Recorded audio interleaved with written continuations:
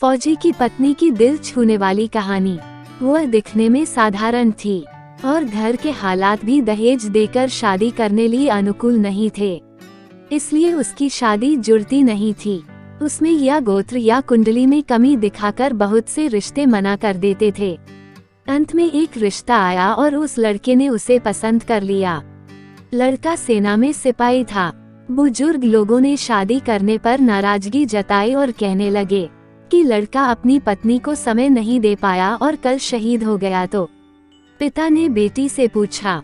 निकिता ने अपने पिता की परेशानी देखकर शादी के लिए हामी भर दी और शादी हो गई।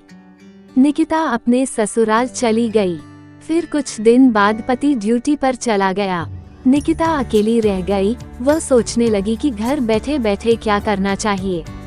सास से पूछने के बाद ही वो पहली बार घर की सीढ़ियों से नीचे उतरी। ये गांव कैसा है, वह देखने गई थी।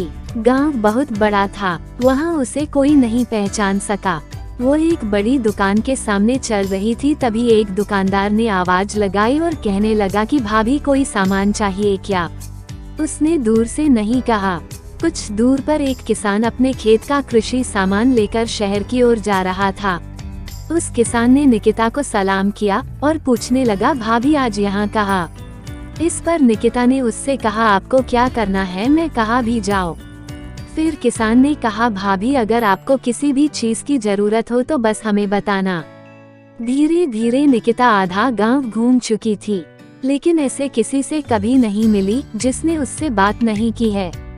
निकिता का सवाल था, इतने बड़े गांव में हमने कभी घर नहीं छोड़ा और किसी को जानते भी नहीं है, और फिर भी लोग मेरे साथ इतने प्यार से पेश आ रहे हैं और मुझे इतना सम्मान दे रहे हैं। हमारे गांव में कभी मैं पुरुषों से आंख भी नहीं मिला पाती थी। लोगों की ऐसी गंदी निगाहें देखकर मैंने उम्र में आने के बाद घर से बाहर निकलना बंद कर दिया था, लेकिन यहाँ स्थिति इतनी उल्टी कैसे। घर जाकर उसने अपने सास से पूछा। सास ने कहा, ओह तुम एक फौजी की पत्नी हो, इसलिए तुझे गांव में इतना सम्मान मिलता है जैसे मुझे माँ बनने से मिलती है। ये सुनकर निकिता की आंखों में खुशी के आंसू आ गए। उसका सीना गर्व से फूल गया। वह खुश थी कि उसने एक फौजी पति चुना था।